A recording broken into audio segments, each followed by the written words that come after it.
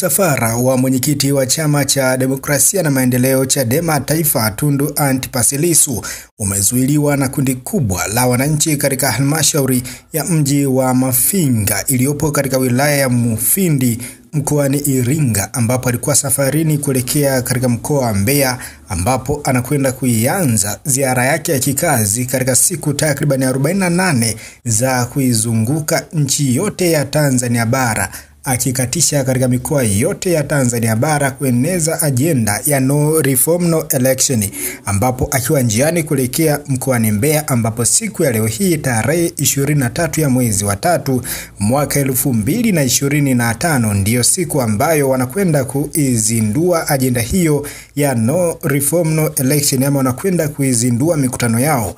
Kundi kubwa la wananchi wameweza kujitokeza wakimsimamisha njiani katika eneo la Mafinga mjini pale kabisa, wakimtaka aweze kuzungumza na wananchi hao. Itakumbukwa Tundu Antipas Lissu ni mwenyekiti mpya wa Chama cha Demokrasia na Maendeleo Chadema, akiwa ameweza kuchaguliwa mapema mwaka huu mnamo mwezi Januari, akichukua nafasi kwa aliyekuwa mwenyekiti wa muda mrefu wa chama hicho Mheshimiwa Freeman Aikaeli Mbowe, na akaweza kumkabidhi kijiti hiki cha kukiongoza Chama cha Demokrasia na Maendeleo Chadema. Moja ya ajenda ambayo Chadema amekuja nayo chini ya mwenyekiti huyu Tundu Antipas Lissu ni kwamba kama kutokuwa na mabadiliko ya sheria za uchaguzi, basi wao kama Chadema hawataweza kushiriki uchaguzi mkuu ambao umepangwa na unatarajiwa kufanyika mwezi wa 10 mwaka huu 2025, ambapo nchi ya Tanzania inakwenda kumchagua rais wa Jamhuri ya Muungano, wanakwenda kuwachagua wabunge bila kusahau madiwani katika kata mbalimbali za Tanzania.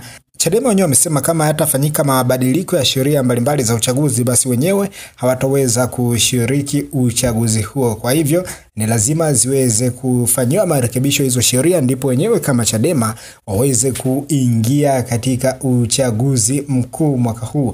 Na walisema watatumia njia mbalimbali. Moja ya njia ambazo walisema wanaweza kuzitumia ili kuweza kuieneza ajenda hii na kutafuta uungwaji mkono ni kuwatumia baadhi ya viongozi ambao wamewahi kuwa viongozi wa Jamhuri ya Muungano wa Tanzania. Kina Jaji Sindo Warioba tulimuona akizungumza naye, lakini pia viongozi mbalimbali wa dini tumeona amepita kwa maaskofu mbalimbali akitafuta kuungwa mkono, bila kusahau alikwenda mpaka kule visiwani Zanzibar siku ya juzi akaweza kuzungumza, na siku ya jana tumemshuhudia akienda kwa aliwahi kuwa waziri mkuu wa Kenya Raila Amolo Odinga. Ameweza kuzungumza naye vitu vingi sana katika siku ya hapo jana, na hivi sasa ameweza kurejea nchini kuianza ziara ya kuzungumza na wananchi, kwa sababu moja ya vitu ambavyo walisema watazungumza na viongozi wa zamani, watazungumza na watu wenye ushawishi nchini, watazungumza na mashirika ya kimataifa, watazungumza na balozi mbalimbali, watazungumza na viongozi mbalimbali wa kimataifa, watazungumza na viongozi wa dini, lakini kituo cha mwisho lazima wahakikishe kwamba wanakwenda kwenye kundi la kubwa la watu,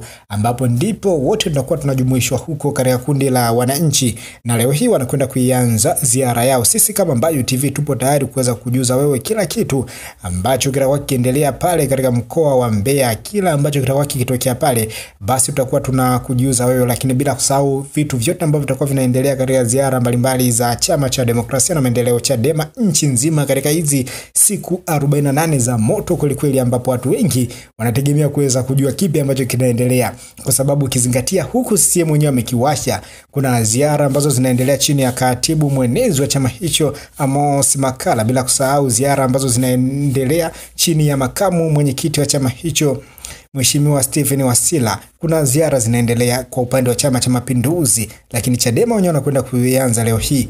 Kwa hiyo katika ziara hizi pasi na shaka kutakuwa kuna kujibizana kwa baadhi ya hoja ambazo zimekuwa zikiibuliwa kwa kila upande.